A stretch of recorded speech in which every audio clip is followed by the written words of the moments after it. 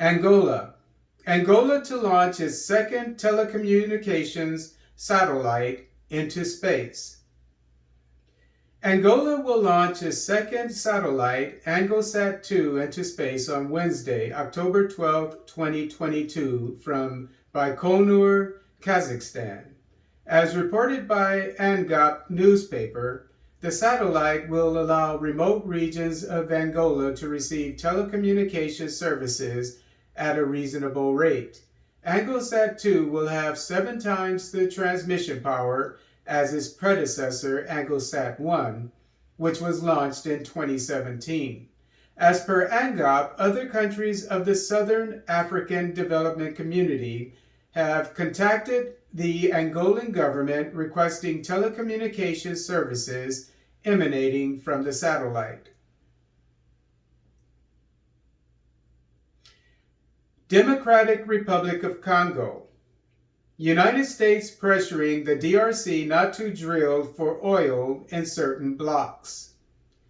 On Tuesday, October 4, 2022, the United States climate envoy, John Kerry, asked the Democratic Republic of Congo to forego auctioning some of the oil blocks in the Congo Basin.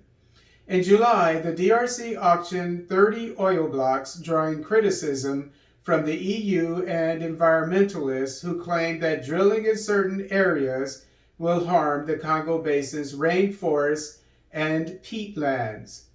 As stated in Nation newspaper, an estimated 30 billion tons of carbon is in the Congo Basin, the equivalent of 3 years of global emissions.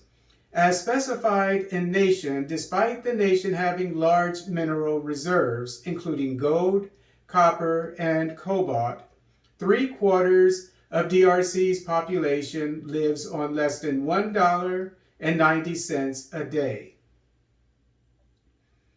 Democratic Republic of Congo. Congolese PM says African nations will exploit their natural resources.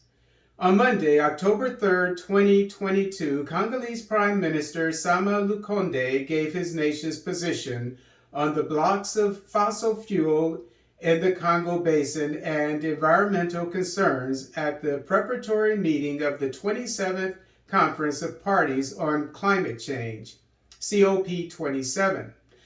As said by 7/7 newspaper, Lukonde believes if developed nations do not live up to their responsibilities, African countries will have to exploit their natural resources, including fossil fuels. Lukonde added, quote, "The absence of substantial technological and financial alternatives on the part of the industrialized countries, which unfortunately bear the historical responsibility for climate change, Africa and the other contributing countries will have to face up to their responsibilities to respond to the needs of their populations," unquote.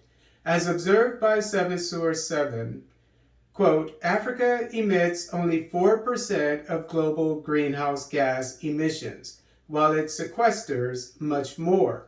As for the consequences of climate change due to these emissions, African countries are the most vulnerable," unquote.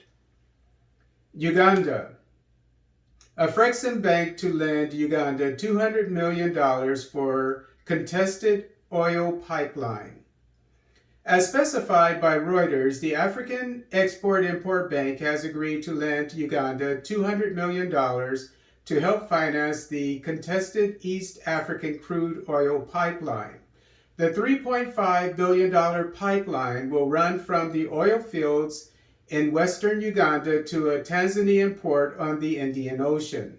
However, the EU has passed a resolution to urge French oil company Total Energies to postpone construction on the project to see if a less controversial route could be used for the pipeline.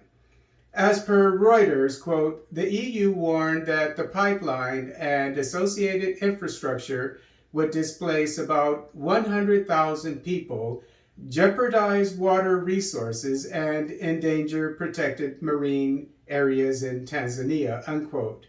The African Export-Import Bank has also offered to finance a refinery Uganda plans to build in the country.